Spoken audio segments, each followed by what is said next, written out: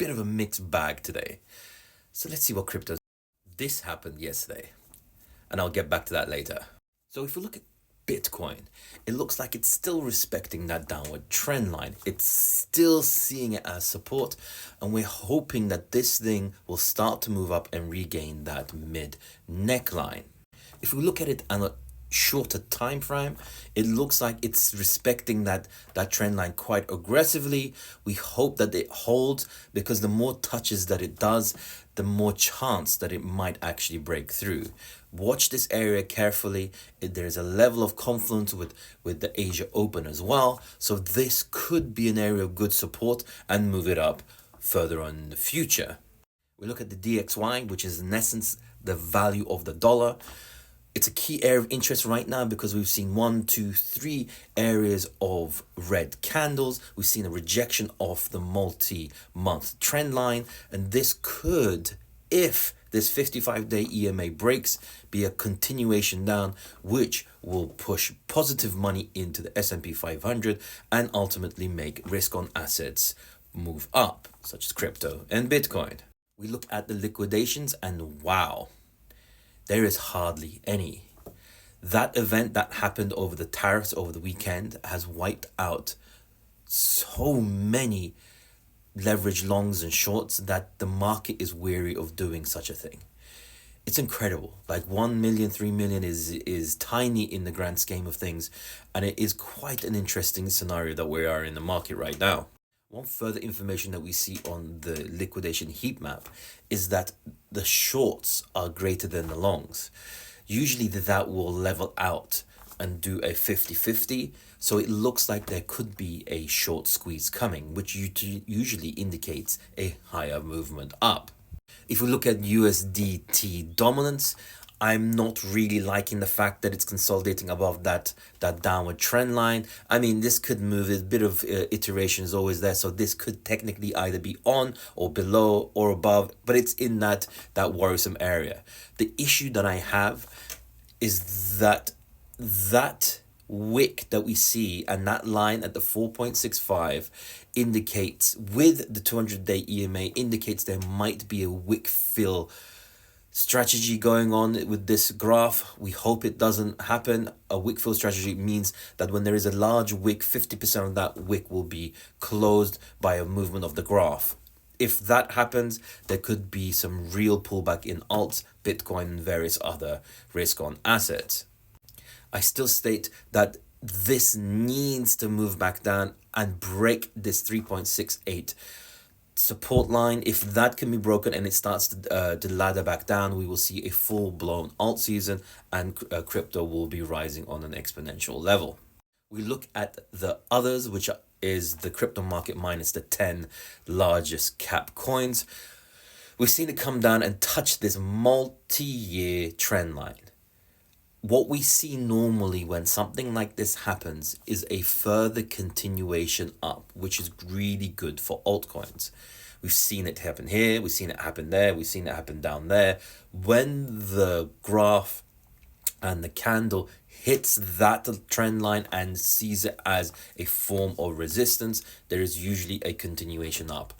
Let's see if that continues on, or there could be some further weakness and it could come and retest that again. We'll see. It's really in indecision mode right now. So another area that you should really look for is this golden pocket here.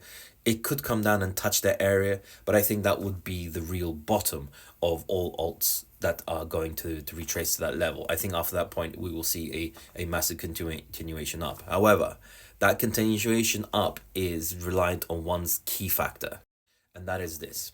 If we look that the assets of the US government are still falling, we don't want that. That falling means that they're not spending into the economy, they're not buying and issuing bonds, and that is what is needed. This graph has to be, in fact, a reversal of what it is for the alt season to start, and actually the crypto market in general to move up. We need this to start tipping back up, and we will see where it goes from there.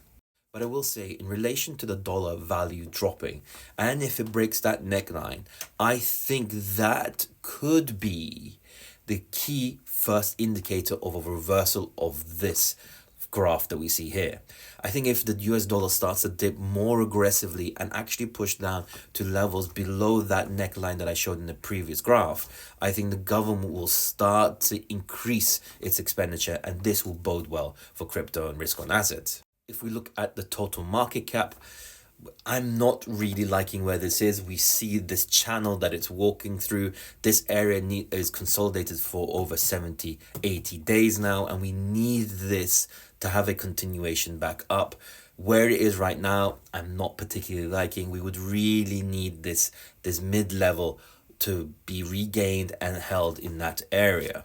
If we look at it at the smaller time frame, this consolidation here with this pattern that we're seeing means that there's going to be a movement, an aggressive movement one way or another. The way that this graph looks and that triangle pattern is an either up or down movement, and it's going to be large. So we watch this space, be careful, because this could move in either way. One level of hopium. Yesterday, David Sachs had its press conference with the crypto roadmap. What was interesting was that they talked about the legislation of stablecoins, which is the first step in creating a legal framework for crypto.